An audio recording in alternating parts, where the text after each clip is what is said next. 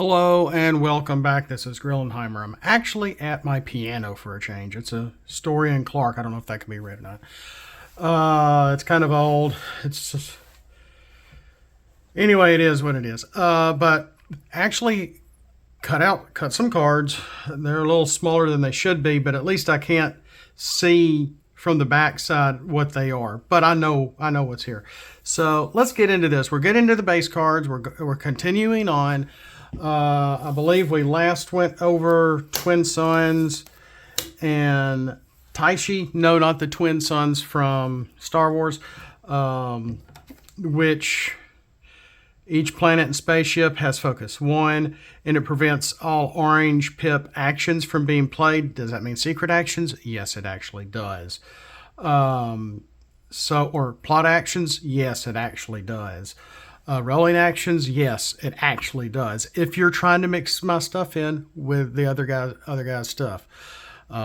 So yeah, Twin Suns is going to, that was my stomach, is going to prevent all orange pip actions from being played by either player.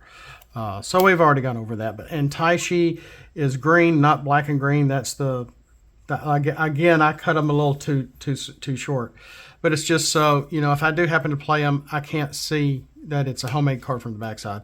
But, where at the start of a turn, do 1 damage to each character under 10 stars on the battlefield. Not 10 stars and under, but under 10 stars. So maybe I should have written 9 stars and under.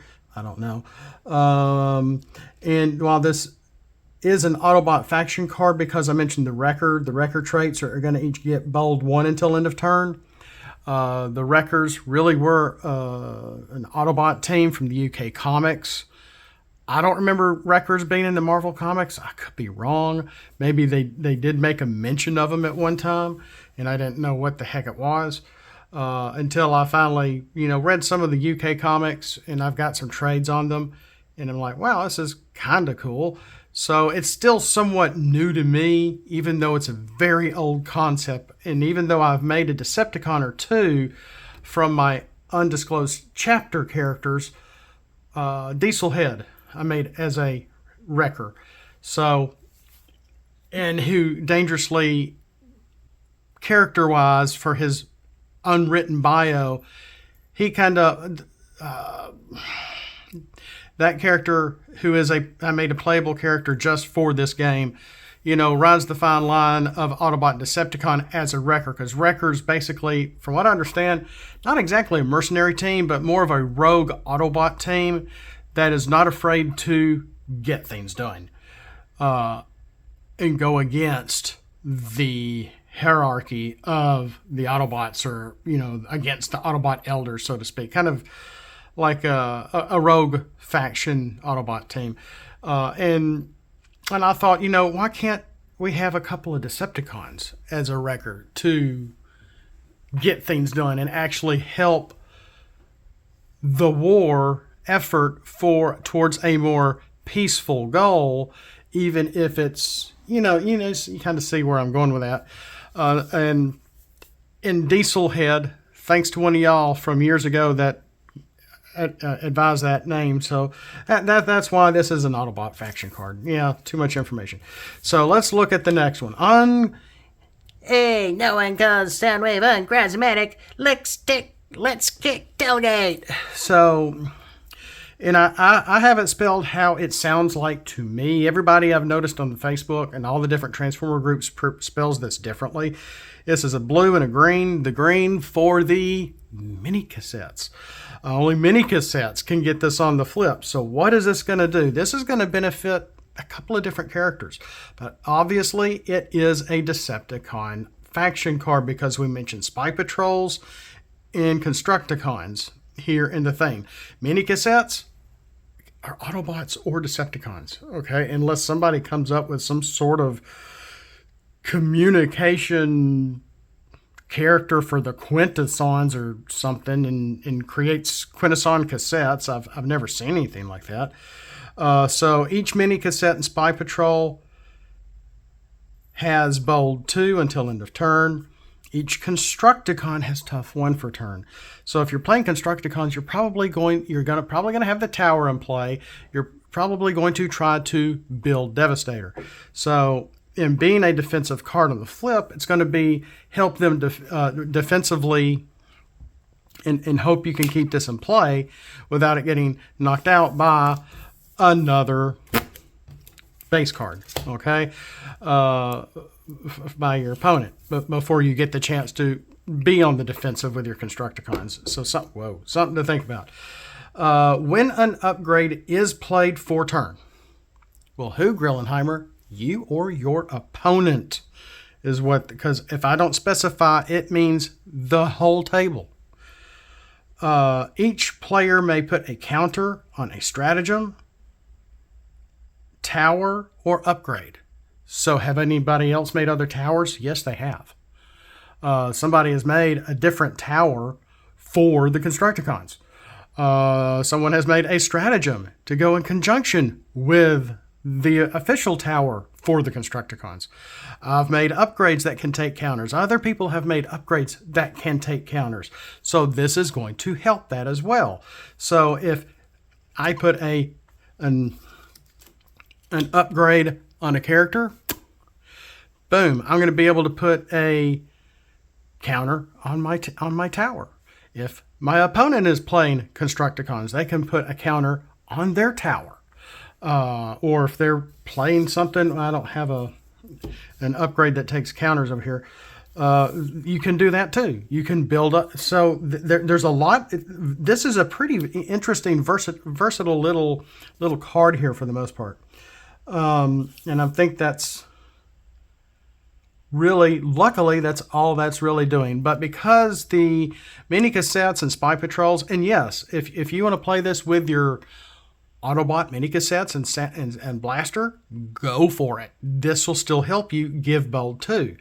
Or if you're playing Constructicons and your opponent is playing Soundwave and mini cassettes, this is still going to help their mini cassettes have bold 2 against your Constructicons. There's a lot going on with this. So it is a rare for what it is, not common. That's for whatever's underneath. Looks like escape route. So yeah, I cut them a little too small, but at least, if I'm playing casually by myself, etc., etc., etc. So there's Uncrawsematic. Yeah, a little unusual name for a base card per se. Or maybe it could have, because it's really inside Astro Train. Maybe I should have said the inside of Astro Train, but just calling it Uncrawsematic just seems so fitting. So up next is Unicron. Now, Unicron has the Unicronian symbol on here on the green, so only they can get this on the flip. It can always be drawn. This is a rare. It's got a star card on it, but like Mining Camp, here it is. And I've corrected this. Originally, it had like a complete green circle around it. Now it's a double greened ring, but it's not a complete ring. And it's really hard to see on the card. Let's see here. But I made it open on the bottom to kind of represent the space bridge. All right, so there's that. So it's kind of the space bridge going around the star. So if you are using a space bridge to have at least 3 base cards in your deck, which is my rule, unless you break it, you don't need the star. If you don't have a space bridge and you only have 1 or 2 base cards in your deck, you're going to have to count this as a starred card. Because, and I fixed this on Mining Camp also. I just made a little stamp, went boop, boop, So in Mining Camp is the same way, which this looks really cool printed out. And that was just before the Decepticons and G1 attacked. Oh, and so, Tsiehshi is from the comics. Everything else has been screenshotted from either, that's from the movie, this is from the movie, this is from the cartoon show, G1. So let's each plane, spaceship, helicopter, seeker, and leader has Oppress 3 for battle. Well, what is Oppress? Well, I didn't come up with Oppress. The Energon Hustler guys, or ATP, did. And Oppress basically means is flip one less for bold and tough. So if one of your characters has bold 2, with thanks from, or even bold 1 with like a handheld blaster, and you get, it's normally Oppress 1, really, for the most part, for what they've done. And you have a handheld blaster on your character, and you have bold 1 on it, and they have a character, one of their, they made a couple of Junkions that has Oppress on them, I think. And so if you're battling with that character, you're going to be oppressed by 1 for not being able to flip 1 more for bold or 1 more for tough. So this handheld blaster is going to do nothing if that's the only bold you have. You're only going to be able to flip 2, not the 1 more. So with bold 3, I didn't explain what oppress is on here, but I did have the reminder. Bold and tough cannot be less than 0. So that should be pretty easy here to understand what it's doing. And if you're new to the game, it's kind of a new concept even for me, but I thought that was a good way to do this because the oppress is so big for these 5 traits from Unicron. Now I'm working on my Unicron. He's looking really good. I've got about 3 parts of his bot mode done now. I found some more of my artwork, thankfully, in my Dropbox, and I'm slowly getting him redrawn. Been working on him, so, and it's looking pretty good. But also at the same time, Floating Throne cannot be played by either player.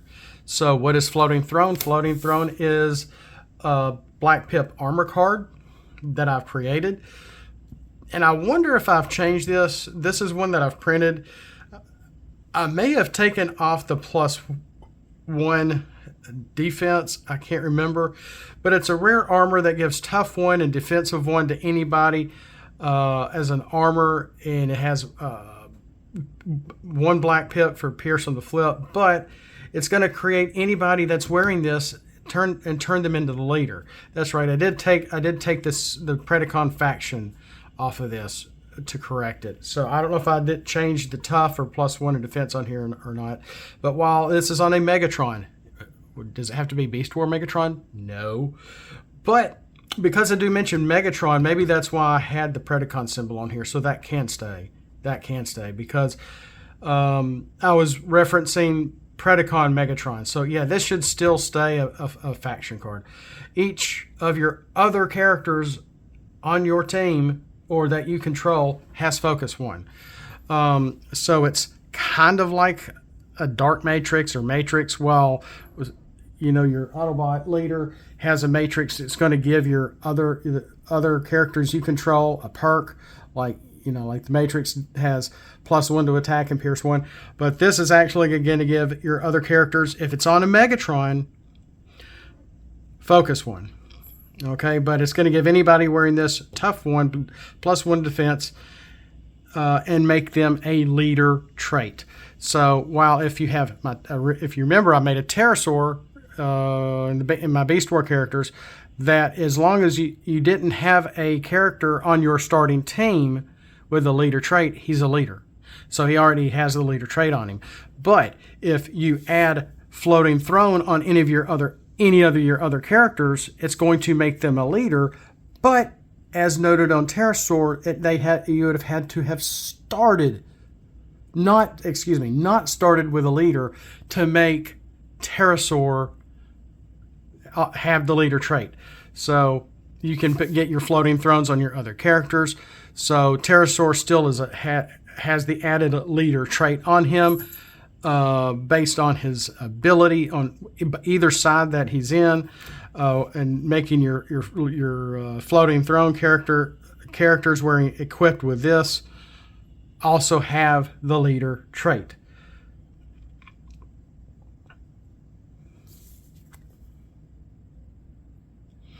because any character that does have the leader trait also is going to have Oppress 3 for battle. So you definitely don't want to have a floating throne on your character to give them the leader trait to force them to have Oppress. But so this is actually kind of warring against each other here, technically. But let's keep going. We have a few more left. And it should go pretty quick. Underground Transport, orange green.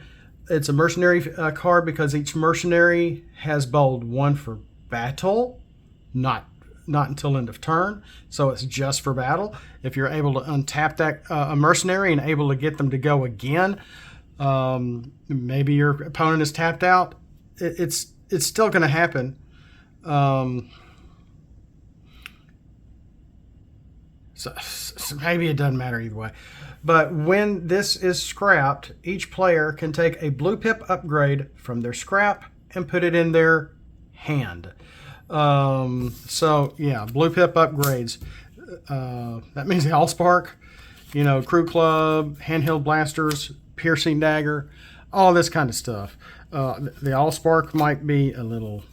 I might need to revisit that and make sure doesn't need to be watered down. So, but Autobot and Decepticon upgrades cannot be played for turn. So yeah, that is going to. None of these are faction cards, but your Nobles blasters, your Matrixes, etc. I never have the hardest time forgetting the Decepticon official upgrades anyway.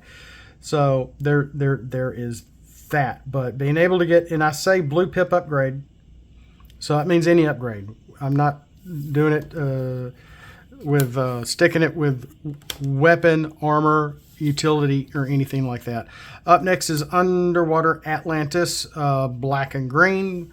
So anybody can get this on the flip. It's not relegated to mini cassettes or Unicronians, anything like that. Each melee character has bold 1 until end of turn. Each Decepticon in bot mode has the boat trait. Now, I got some cards up here.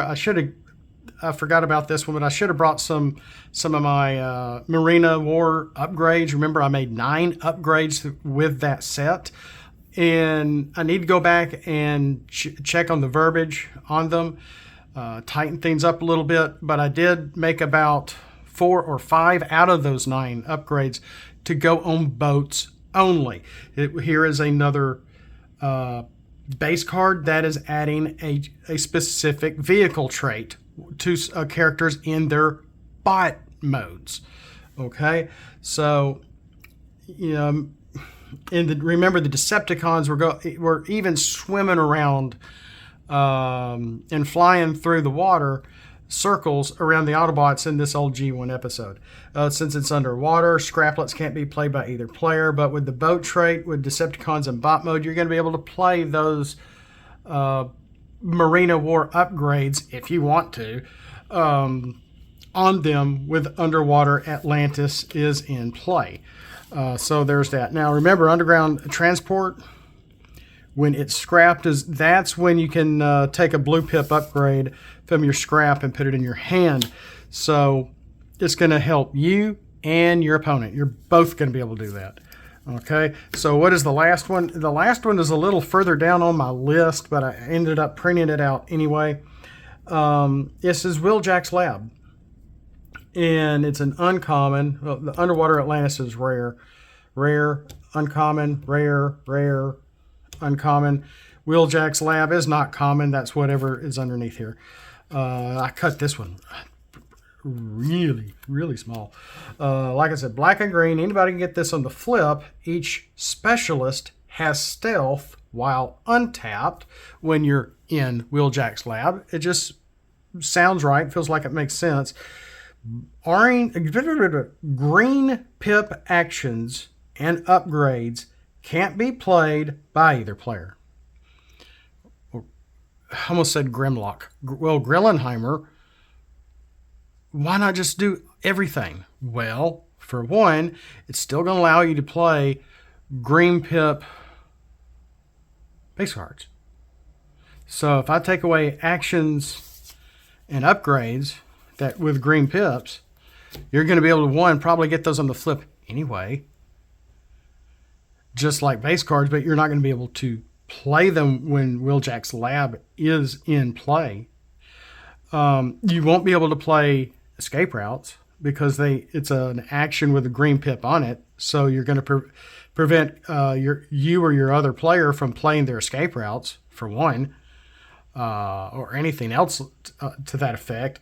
But it's not going to prevent you from, or it's not going to prevent your opponent from going, oh, let's knock this out. Okay? Because of if I had said green pip cards can't be played, that's problematic from this being knocked out by another base card.